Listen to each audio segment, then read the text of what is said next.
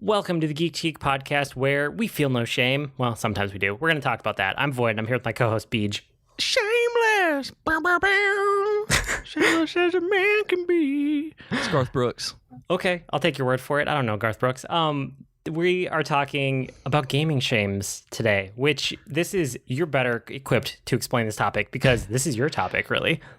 Yeah, I was on the RPG After Years Discord, and they're at RPG Years on Twitter, y'all, for those of you who either don't know them or want to, and they were talking about getting ideas for their RPG shames, where they talk about things that they're ashamed to have never done or played in their RPG careers, and so they wanted to hear confessions and shames from the community, and the example that they gave was they never even attempted the ruby and emerald weapons in Final Fantasy VII. So just stuff that's kind of ubiquitous among gamers of that type, and they had just never done it. And I know that Capsule J has talked about this in the past, so I was like, we should talk about that. Like, what are our shames in this? Like, just in general gaming shames. Like, there have to be things that other people have done that we've avoided for one reason or another, or just completely passed by us.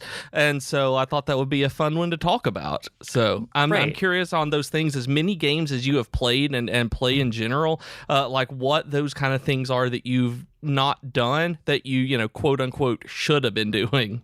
Yeah, and that's the thing is I was trying to think like I don't feel shame about gaming a whole lot. And there was a point years ago, it was before the podcast or right near the beginning of the podcast, where I had switched over to like I play a game until I feel like I'm done with it, and then I move on and I just check it off my list, and then I don't feel bad about it, right? It's like whatever I got from that game is what I got, and it doesn't mean I have to finish it. I don't have to complete it. I don't feel the urge to 100% it or get trophies or any of that. It's like, as long as I mentally feel like I got what I wanted out of that game, I move on from it.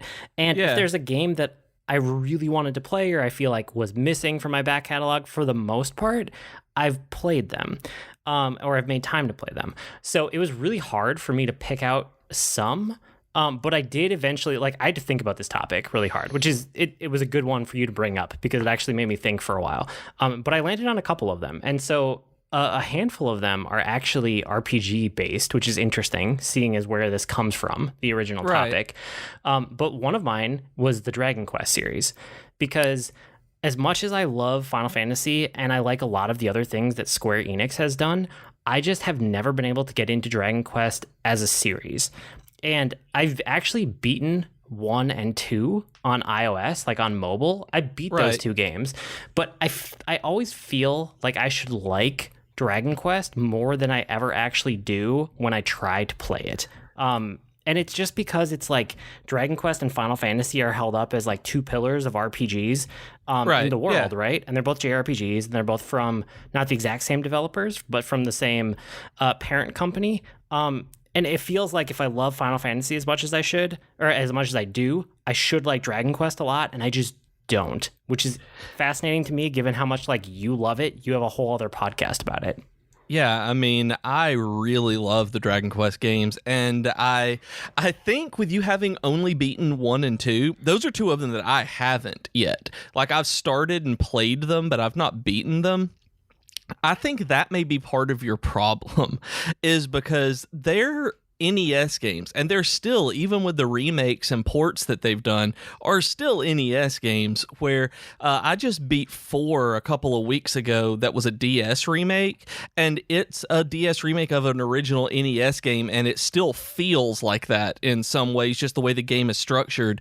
So I know that you've tried the Dragon Quest XI demo on Switch, and there are multiple reasons that you ended up bouncing off of it, but it is one of those that when you're in the mood for a turn-based RPG, like if that's what you want, there is really not a better option to go to. Like, they're the gold standard of what a true turn-based RPG should be.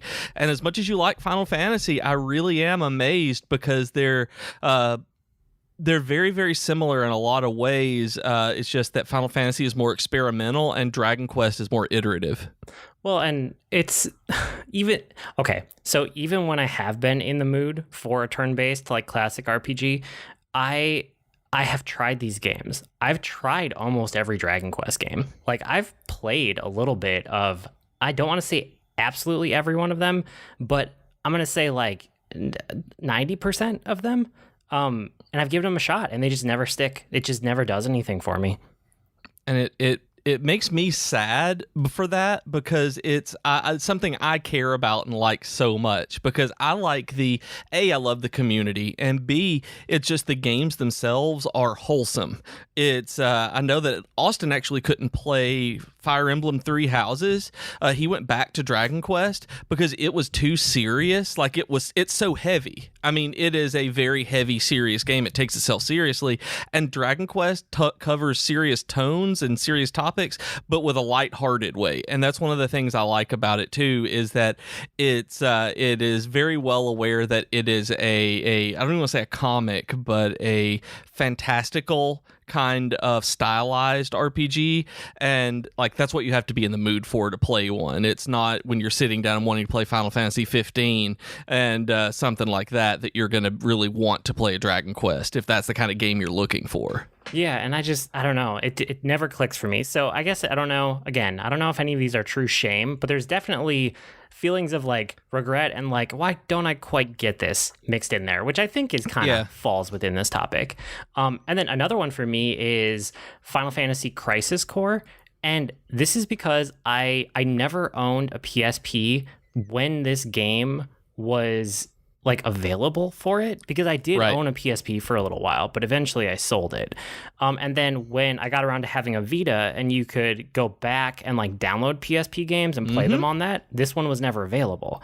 So, which is so silly. It still makes me so mad that you can't get Crisis Core on there as digital. Like I don't understand that choice. Yeah, and I never, emulating is always a pain, so I only do it once in a great while, and I never got around to emulating this one either. So it's not one that I wouldn't play, it's just one that I haven't had the right opportunity to play, and I feel like outside of the mainline Final Fantasy games, which I've played all of, this is really the only offshoot that I feel like sad to have missed, and I would absolutely play it if it came around again in a remaster or a redistribution or some way I could just go buy it and play it. I would do that.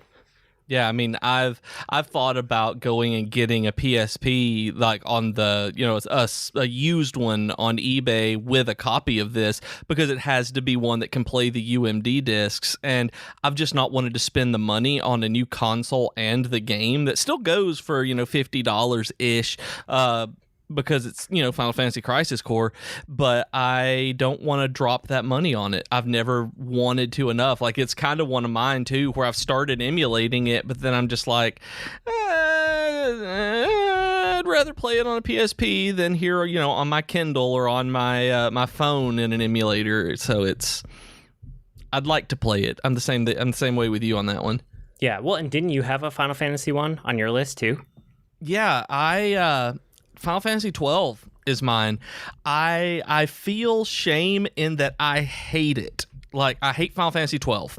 Like, I love the story and I want to get through it so badly, but I hate the combat so much that I just avoid it. And I feel bad because I love the series. I love the story, but I just can't make myself push through the combat in Final Fantasy 12. It is everything that I hate in RPG combat, and it breaks my heart. I'm kind of ashamed because it's like, I know that story is great. I know the narrative is fantastic, but I just can't push through because of the systems. Like, every time I try, I bounce off, and I try and try and try and try and try.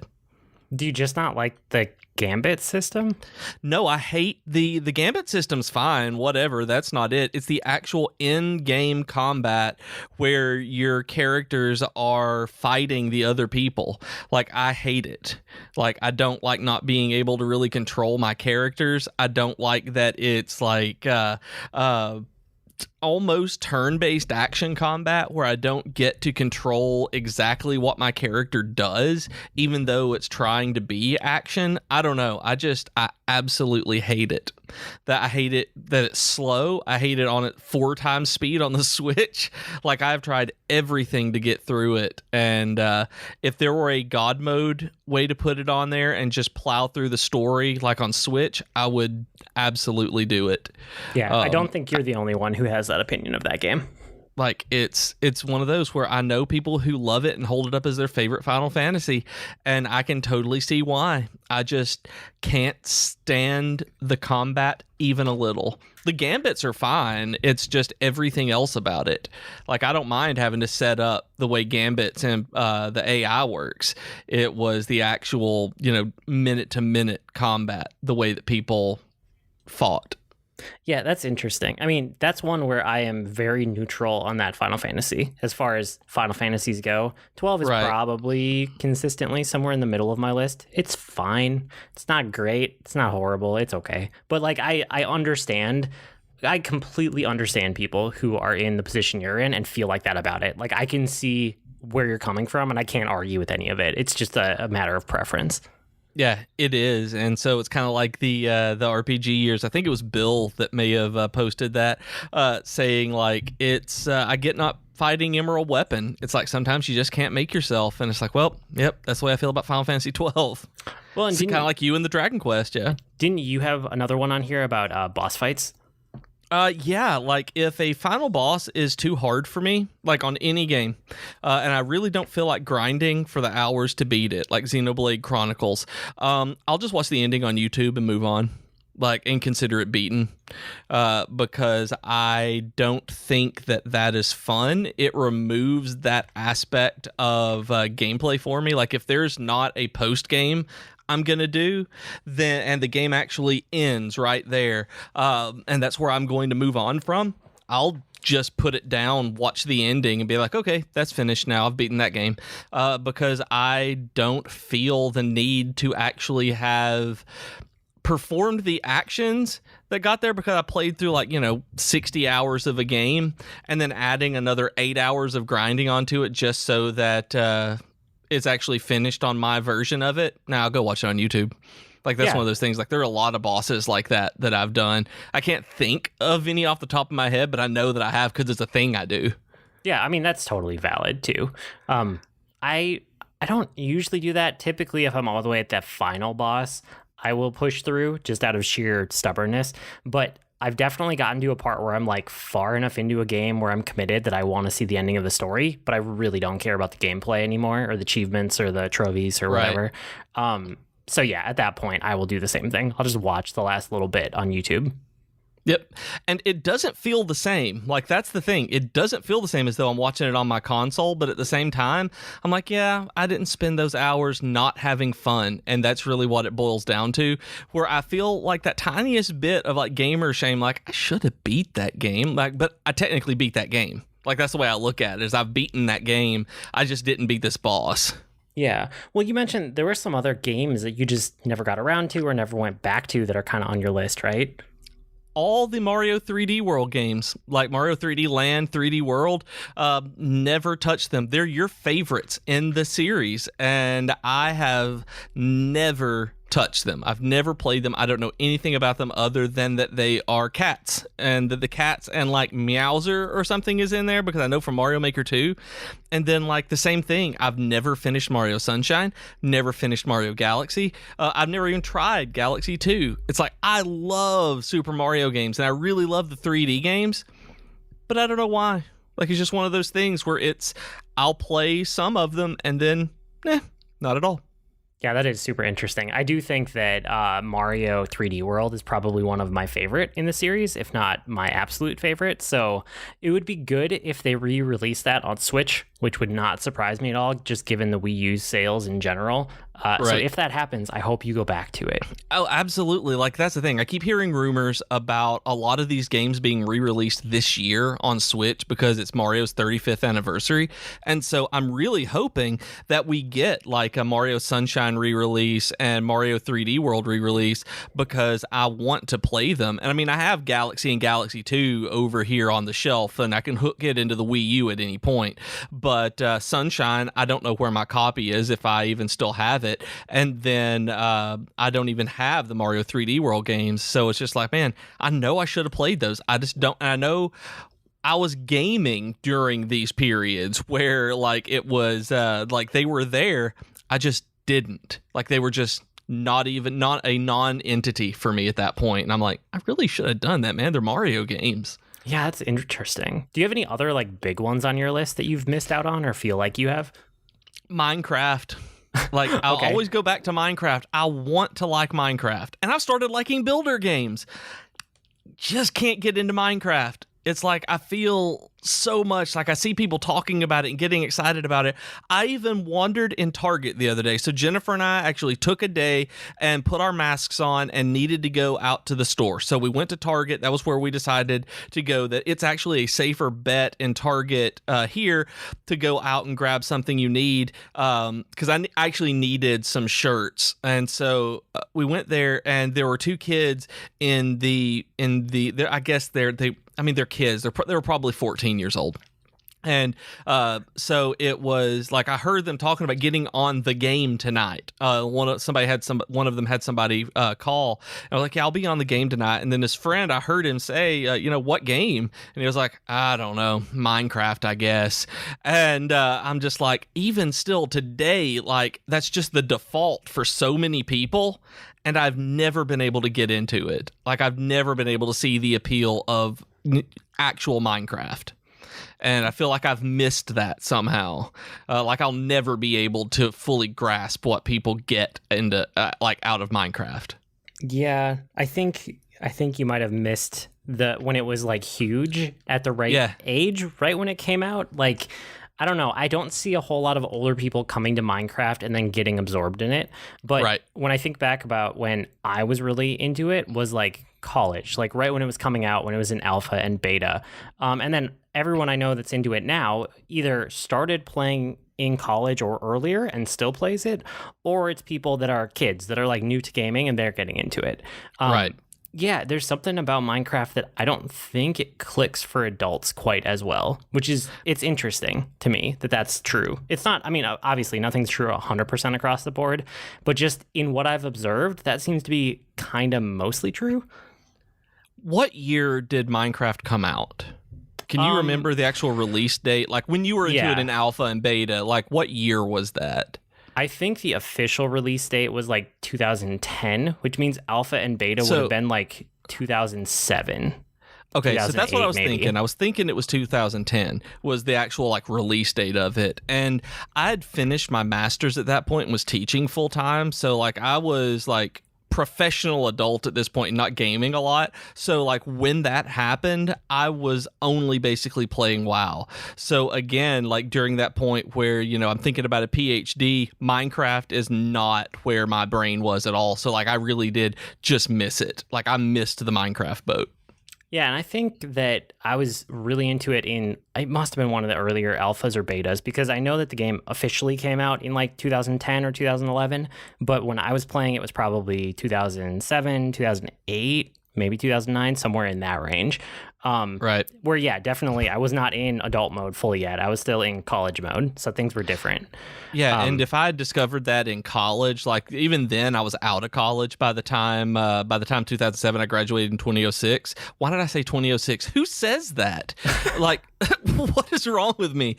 So like I graduated in 2006. So after that, it was World of Warcraft and things like that. So it was even then beyond that where I would have a large group of friends who could play it all together just right there. So it just blew past me, and it makes me sad that I don't get it, but I'll never get it. It's okay. Yeah, that's okay. Any other big ones on your list? Not that I can think of. Like, okay. I got a couple.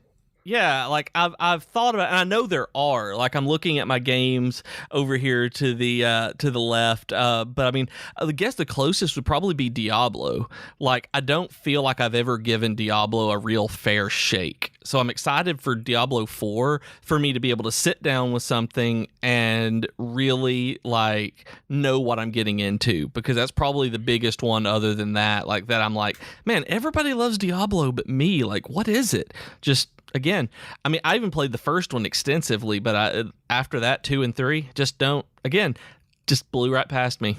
Yeah, sometimes that happens.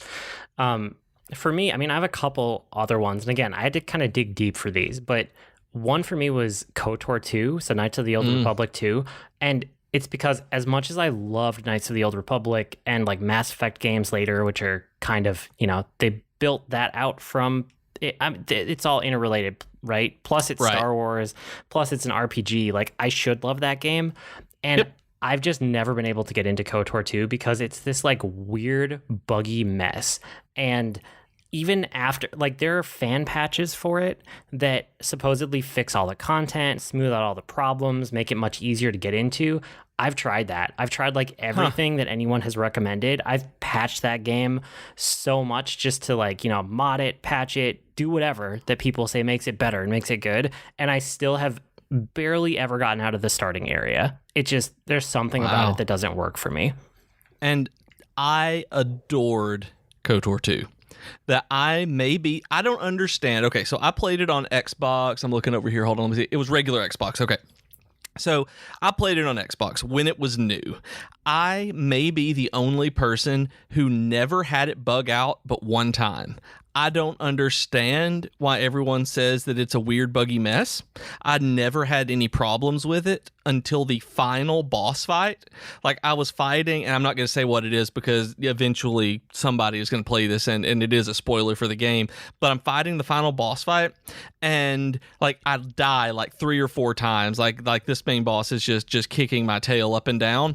It glitches somehow where I'm able to beat the boss, and, like, the big attack got stuck, and I was just able to basically, beat them with my lightsabers and force lightning them.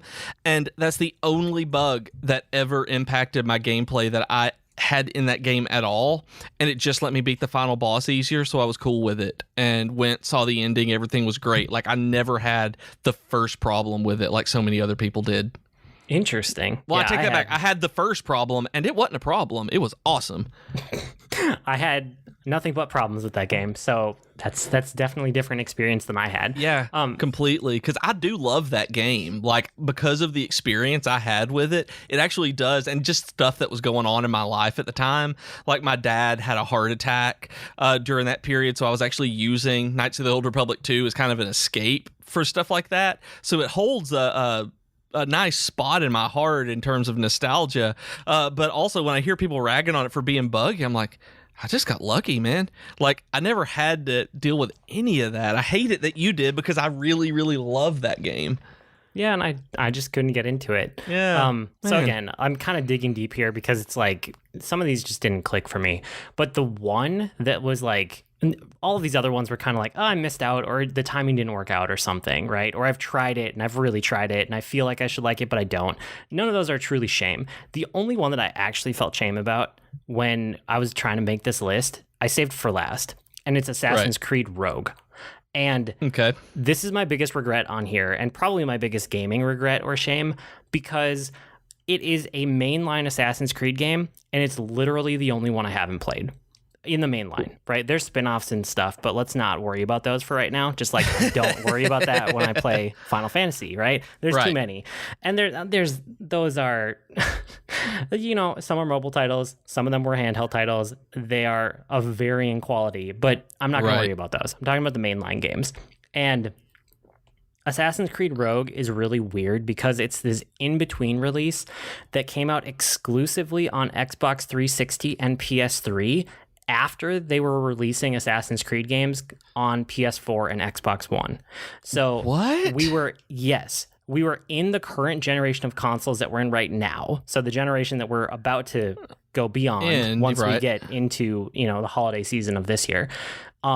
Assassin's Creed Unity came out on PS4 on the same day that Assassin's Creed Rogue came out on PS3 and Xbox 360. They released on the same day, but there wasn't any overlap between the consoles. So that thing where they normally do it, where like they will release a game and it'll overlap console generations, where it'll play better or it'll be better or have extended content on the new generation, they didn't do that. They made it a completely different game for the older consoles and a completely different game for the newer consoles. And I picked up the newer game that day, and I just never got around to going back and playing Rogue. And I was about to say, like that's what I was going to ask. Was it a case of never getting around to it? Because like I know you had a 360 and a PS3, or at least a PS3, and I'm like, you love the AC game, so it's not like you were just like got rid of your console and was like, well, never gonna play that one. And it's just like I was curious if it was purposeful at that point, because it's a weird release regardless. But I'm really amazed that you never went back to it. Well, no, because it's like those consoles were put away by the time it came out, because this was not like, okay, so let's compare it to what's happening this year with Assassin's Creed Valhalla, right? Assassin's Creed Valhalla is coming out. It's going to be on PS4 and Xbox One and PC and other places too. But we also know it's going to be on PS5. It's going to be on Xbox Series X, right? So if I end up getting a PS5 later this year, I'll just grab it on that and I'll have like the best playing version of it. And if I don't, no big deal. I'm going to grab it on PS4. And that's what they normally do between console generations. Right. When Assassin's Creed Rogue, imagine if we're a year in the future and everybody is totally in the mode of PS5 and Xbox Series X, and then they released an Assassin's Creed for the old system and the new system, but you had put away your PS4. That's what was happening. Like, that's the timeline for Assassin's Creed Rogue. Like, I didn't have my 360 or my PS3 hooked up anymore. So it would have been a huge pain to try to play this game. It's weird. It's just weird that they did that. Yeah, I mean, and I tend to keep an old generation console hooked up just because of the space, the way that our TV and everything is like hooked up. Like, I still have a Wii and a Wii U in my TV entertainment center. Like, it's weird. But and I had the PS3 hooked up until like my nephew borrowed it a couple of weeks ago. But it was like, I see how if it's packed away and not still just added in on the entertainment center, how that would be like, well, it's a lot of trouble to get to. So maybe they'll do a re-release of it and you'll be able to get to it. Yeah, for sure. Cool. That's probably it for this main topic. Anyway, this was kind of a fun, weird topic. So thank you for finding this one. And it made me think of another question that I'm going to hold for next week, and that's going to be our topic. That's kind of building off of this thought. So more on that next week. Before we get into Weekly Geekery, don't forget, you can support the podcast and the podcast network. BJ, you have more on this week, don't you? Sure. You can support the podcast by going to patreon.com/geek2geekcast. We're working on some new stuff for Patreon. We really want to get the community more involved. So what we're doing is we're really suggesting that what we're doing is getting patrons to suggest ideas for shows, and then we're going to have patrons vote on them for which ones that they want to hear us do the most. So if you want to throw your idea in the hat, you can go to patreon.com/geek2geekcast. Check that out. All patron levels, all that. That's just the first of the things like we're trying to think of and do for Patreon exclusive content and things like that. But we really wanted to hear about some of the stuff that y'all want us to talk about, rather than, things that we think are really cool. Because generally, also, if y'all think it's cool, then we think it's cool. So go to patreon.com/geek2geekcast and give us your ideas.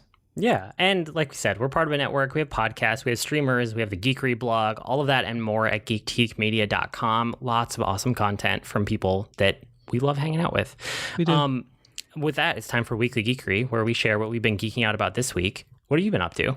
Okay, so I got an email a couple of weeks ago from someone at TKO Studios named Shannon, and I didn't know what TKO Studios was at the time, so I googled it and looked it up and everything. And this this is a comics creation studio that is really looking at comics do in a different way. And she asked if she could send some comics for me to check out, and so that we could talk about and really, get to know what they're doing and talk about it with our listeners. And I said, yes, of course, they sound awesome. And in the email, she was talking about how they had creators like Jeff Lemire and Garth Ennis, and it's founded by Zay Chun, which I'm hoping I'm saying his name right. I apologize if I'm not, and who wrote for Gotham and Once Upon a Time. And so it was like really cool people who I like, and I know their work pretty well. So I'm like, yeah, let's do this. And so it came in the mail this weekend, and I didn't really know what to expect. And so I opened it up, and there are a couple of graphic novels in there that I'll talk about in the future. And then I opened it up as well, and they are these box sets of 6-issue story arcs, and the way that they release their comics isn't on a regular basis. They do them like Netflix. Like there are these premium box sets of 6 issues that are released, and then later they come out as trades. Oh, that's cool. And that's interesting. Really cool. And so I didn't realize that. I knew that they were bingeable comics. That was one of the things I'd read about it. And so I was excited to come in and read it when they came. Well, I was excited to read it. And so when they came in and I saw this, I was like, why are these in boxes and these are trades? And I opened it up, and that's why. And so the first one I read, I went to the name that I like the most. I knew Jeff Lemire from Animal Man in the DC's New 52, which was just phenomenal. I never thought that I would like Animal Man comics, but my cousin John got me to read them, and they're phenomenal. Y'all should go read Animal Man as well. But he wrote this book called Sentinel, and I read the first issue of this. I sat down, undid it. It's really cool in this box set, super high quality paper. I know this sounds like an ad, but I was really crazy impressed by this, y'all. I did not expect something this high quality. And it's this almost cardstock, kind of really super premium paper on these individual issues. And I love reading individual issues of comics. I like that better if I can, rather than a trade. And so I'm reading this, and it's about a spaceship moving into a different colony, and they are going into the this black zone where they're cut off from Earth for a year, and they're cut off from their colony they're heading to, communications, for a year. So they're on their own, traveling through what they're calling this black zone of communications. And so they find out 7 minutes beforehand that there's an uprising, a separatist uprising on the colony they're heading to, and that it's basically under civil war, and they hadn't heard anything about this. Things are crazy, and then communication is cut, and they don't know any more information that came through. And immediately it turns out there was a separatist on the ship, and all of the adults online die and are killed by the separatist, and it's only the kids that are left. And as the ship is as the adults die, they remove all, in order to kill the separatists, one of the adults removes the mission protocols, the protective parameters from the AI. So basically it's a series following these kids on a ship going to a world under civil war, where the AI is learning how to be sentient without AI basically without a restraining bolt from Star Wars for the very first time, and while it's learning to take care of these kids. It was fascinating. It sounds like it. That sounds like a really interesting premise. It was. I could not put it down. This is one where actually I thought I was going to read one issue, and I just sat there and read all 6 of them. And I know that I got this one for free, that they sent this to me. I am 100% buying this when the next Sentinel collection comes out. It was fantastic. I know this is what they want when people send review copies of stuff, but hands down, that was one of the just best comics experiences that I've had in a long time. So I cannot recommend Sentinel enough from TKO Studios. And if you're curious about them, you can get digital copies of all of their first issues on their website. And I actually waited on getting those, so I didn't did my own little unboxing party for myself to see what it was when they came in, and I didn't want to know what to expect, and I read it, and highly recommend y'all go download the first issues of at least Sentinel. It is fantastic. Cannot recommend it enough. Also started Avatar: The Last Airbender. Have you watched it? I know you don't like cartoons. It may not be your thing. Yeah, I tried. I couldn't do it. I couldn't get into that show. Okay, so I'm curious because Jennifer and I thought we weren't going to be able to either. And I'm curious on why you couldn't get into it, because I know it's not necessarily your thing, and I didn't expect you'd be able to get into it, but I actually am curious on why. It was just too slow with the plot. Like, I don't know. And it was too predictable, too. It was really, really predictable. I watched the first season, and then I just gave up. Okay, see, I loved the first season. And yeah, it's predictable. I mean, it's a Nickelodeon kids show. But It does deal with so many cool things. Like Jennifer and I, like I said, we tend to watch TV a little differently than some people because that was what we went to school for. And so we're seeing all this stuff, and we've had it recommended, and it's just we love the characters. Like, we are in the middle of season 2 now, and I am crazy impressed by this show. I'd never watched it before, so I'm really excited to actually finish this one and start Legend of Korra, because it's supposed to be even better. So I'm super excited about it. I think my problem was I liked the world a lot and the setting was really cool. The characters did absolutely nothing for me, and they actively turned me away from the show. So what I've heard is that Legend of Korra is way better for that, so I should probably get around to watching that one instead. You should. Like, I've heard it standalone, where it takes place, I think, 74 years after the last Airbender. It is. You're right. So I watched the first couple episodes of Legend of Korra, and I was like, "Ooh, this is interesting." And then at some point, I got to sit down and commit to it. Right. And so I'm excited to see what you think about it, because I think I'm going to adore it as much as I adore this one. And I really, really like the characters. And in season 2, you find out the backstory for some of the characters more than you did. And there's one character who might have the most tragic backstory of any character that I can think of. Jennifer and I are just sitting there. It's like, this is a Nickelodeon's kids show, and this is heavy. This made me feel bad. This is some stuff. And we were amazed they put that in a Nickelodeon show. You're not going to watch it. Other people, you find out a lot more about Zuko's past in season 2, and so it's just man, this show. And it's we couldn't stop watching it. So highly recommend y'all who have never gotten into Last Airbender give it a shot. It took about 3 episodes to really sink its teeth in, but I liked it from the first one. And then I finally beat Dragon Quest IV. I talked about it. I've moved into Dragon Quest VII, and I think I had mentioned it last week. I may not have, but I really like the characters a lot more. I'm moving through it, and I'm having a great time, but it's the longest Dragon Quest game. It has about 100 hours of stuff in it if you're just going to beat it. You might be able to get away with 60 to 80 if you rush certain parts, but it's the longest DQ game by far. But it's episodic. And so everything is in these small little vignettes that all tie together. And I think it does it a lot better than 4 does. But I love that because right now, I need a palate cleanser. I need to do something. I actually went back to Link's Awakening on the Switch. I just needed something that I knew was quick, something kind of silly, fun, and actiony.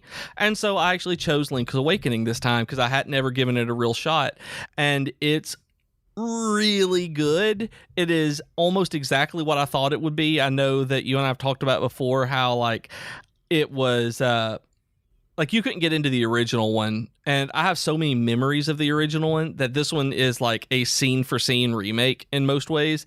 And so I remember so much about it, but I realized today what was bugging me about it, even though I really, really, really am having fun with it. It feels like baby's first Zelda is what it feels like. Yeah, I can see that. And there's this owl that comes in and he tells you where to go every time you finish up an area. He's like, maybe next time you should go to the Yarba Desert, or why don't you check behind this waterfall in the mountains and jump down from the height so that you can get to it. And it's come on, man. I can figure this stuff out. But it really feels like it is an open, an entry level Zelda for people. And I mean, I guess that's what it was on the Game Boy. Like, it was on what was at that point considered a kid's console. It was a toned down version of Link to the Past. And so I really understand why it feels like this, but I didn't actually think about that at the time, that how toned down it was. But as a remake, I'm still having a really good time, except for that stupid blur that hurts my eyes when I'm walking around the overworld. Okay, that's cool though. I'm glad that you found it as a palate cleanser from a super long game. Yeah, I think that's really what has done it, is that it is a palate cleanser as opposed to being like this main game I really want to focus on. It's just something I'm kind of doing and playing and having fun with. That was really the mindset change I needed to be in. Cool. Well, I'm sure you'll have more Dragon Quest VII reports as you go along. Yep. Faux show. Yeah. I watched 1917 this week, which, have you seen the previews of that one? You know what that one is? I saw previews for it, and it is a war movie that I can understand why people would appreciate it, but I will honestly likely never see. Yeah, it's a fantastic war movie. It's it's a war movie, right? Like, it shows horrible things in war, so you got to be in the right mindset for that. But the gimmick for this one, or like the claim to fame, is that it's like a one-shot movie, which it's not actually. They're using all sorts of production tricks, but when you watch the movie, it feels like the camera is one shot from the beginning of the movie all the way to the end. And it's kind of like Birdman. Yeah, same idea. And because of that, it makes it feel even more intense, and you feel like you're in the moment. And it's used so effectively. So it's a super intense but really well made look at like a World War I setting. I would not recommend it if you're like squeamish or if you don't like war movies. And even if you are okay with those, which like for me, it really depends on my mood and my headspace. But I was in the right headspace, so I watched it. This is one that you probably want to watch, like in the morning on a weekend with the sun out, so that you have the whole rest of the day to think about other things that aren't war afterwards. Yeah, but it was good. So I wanted to mention it because it was probably one of the better movies that I've watched this year. That I completely see that it could be, that it would be for people. I have zero interest in it after seeing the trailers, but I cannot deny the production quality that from the trailers I saw. I'm so glad that you liked it. Yeah. And then my other thing, I may have done a little bit of a head fake at the end of the last topic. I saw that. I didn't look into the notes, and then I just scrolled down. I'm like, I know you wait a second. I knew you were talking about 1917, and I'd seen some of the other stuff on here. Somehow I completely missed all of this section, and I'm like, oh, I see what you did there. You tricked me. Yeah. So what happened was we were going to do this topic, and then you had life come up last week, and so that gave me a week to sit and think about my gaming shame. So I went and I beat Assassin's Creed Rogue.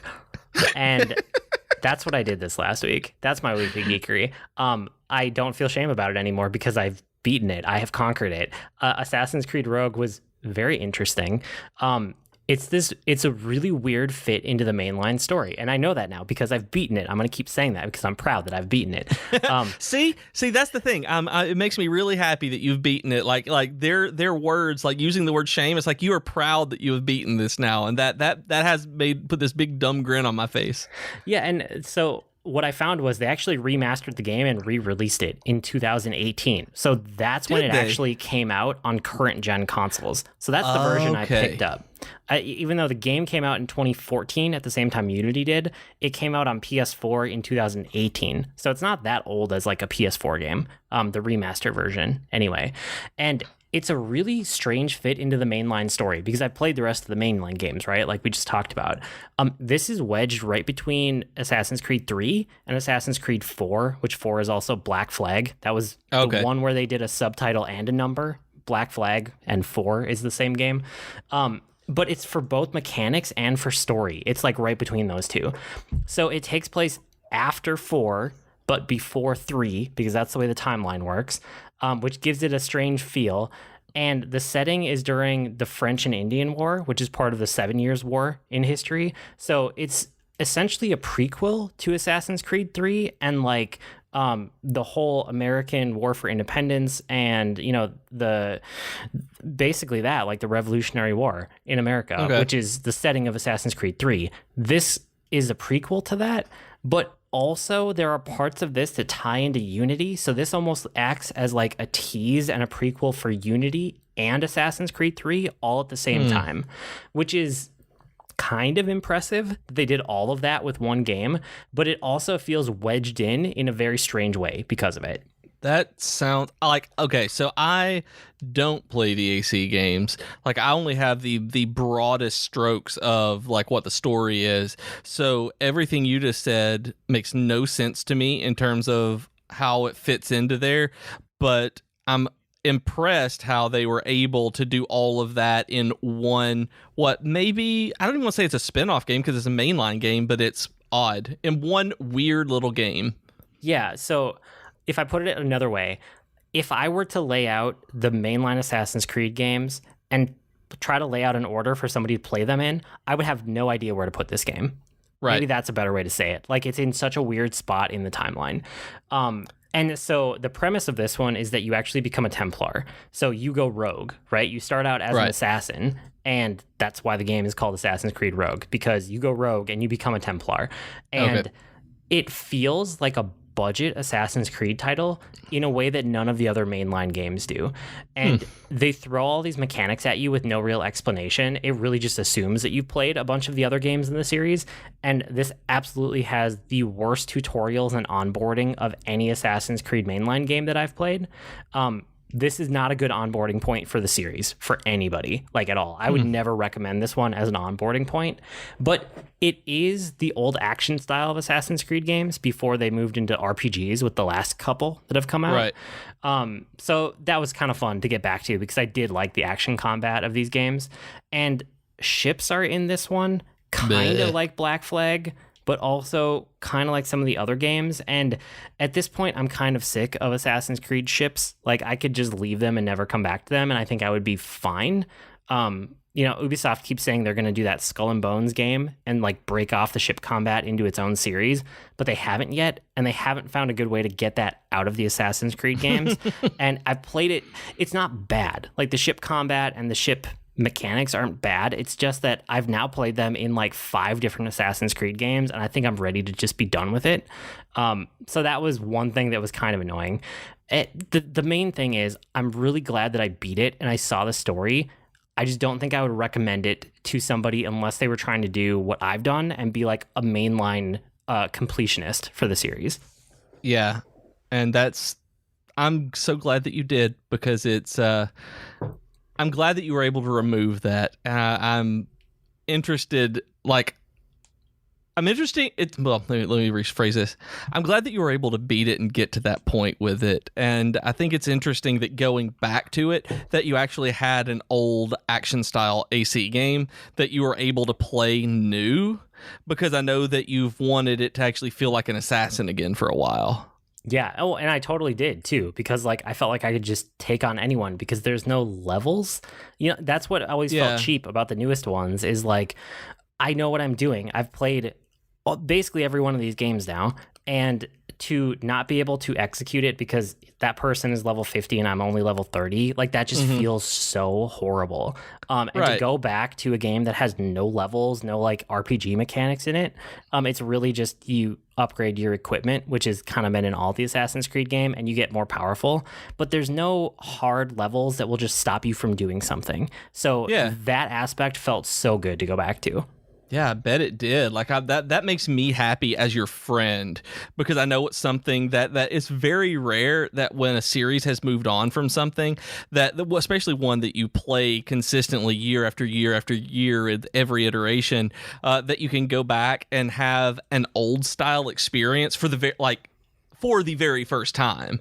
And so I think it's neat that you were able to this time. Yeah, well, and the other thing is, I think outside of the very first Assassin's Creed, which hasn't been remastered or remade, I think I own all the remasters for the rest of the mainline series on PS4. And I'm kind of tempted to just go back and try them all before Valhalla comes out, because this has given me a taste for that old style. And I'm kind of like, do all those old ones hold up? Maybe they do. And now I want to know. I started the first one maybe a couple of years ago. I remember talking about it on here briefly, but it held up as that kind of game for me going back to the first time. Like, having not played any of them, actually starting with AC1, it didn't feel like it was a super awkward remaster of a game or anything. I played it on PC when they did an HD remaster that I grabbed through Humble Bundle. Interesting. So yeah, I might have more Assassin's Creed between now and Valhalla. We'll see what I end up doing. That'll be cool. I look forward to seeing what comes of that. I want you to do a full Assassin's Creed replay through like you do Final Fantasy and Zelda and everything. I might to some extent. At the very least, I think I'm going to sample some of those and then I'll make my decision. So with that, that's probably the end of the show. You guys can write to us with comments, suggestions, or feedback. Our email address is geek2geekcast@gmail.com, or reach us on Twitter @geek2geekcast. We also have some great discussions on Slack, Discord, and Reddit. You can go to geek2geekmedia.com for invite links, and while you're there, make sure that you check out all the other content on the network, like blogs and video game reviews and so much more. I blog at agreenmushroom.com, and you can find me at grnmushroom. That's green mushroom without the E's on Twitter. I'm also on the Disney Forever podcast, where we watch and react to a different Disney movie every week. I'm on Twitter as @Professor Beej. That's Beej with 2 E's, and I also co-host the Dragon Quest FM podcast, show about the Square Enix RPG series. We've been Void and Beej with your Geek to Geek podcast. That'll do it for this week. See you next week, geeks. Bye, everybody.